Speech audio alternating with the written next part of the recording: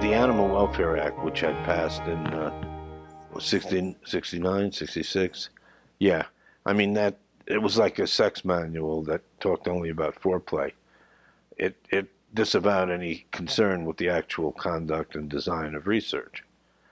And so things like analgesia didn't enter into it. Now, there was a requirement that you use appropriate analgesics and anesthetics, but that could be satisfied by saying we didn't deem it necessary.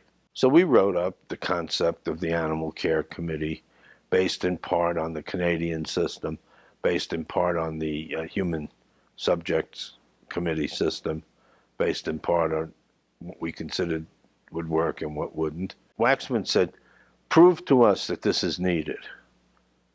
I said, how do I do that? He said, well, you mentioned the lack of analgesics being used.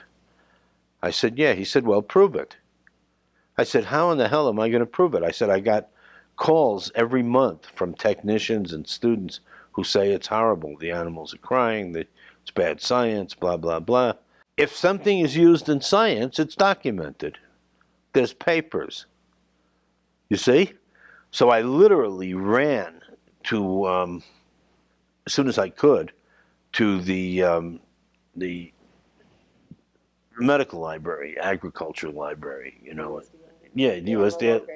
Right. And I had a friend there who was a librarian. And I said, listen, can you do a literature? Of course. Do a literature search, analgesia for laboratory animals, and one on analgesia for animals. You know what he found for laboratory animals? 2. One said there ought to be papers, and the other one said we didn't know anything. And I said, I love you. And there it was. There was the proof. And by the way, nobody would refute that. You can go and ask people in the field. The vets weren't even taught analgesia. There wasn't any literature on it in the 80s, you know? That convinced Waxman, and that became part of the Animal Welfare Act. What didn't become part of the Animal Welfare Act was the telos stuff.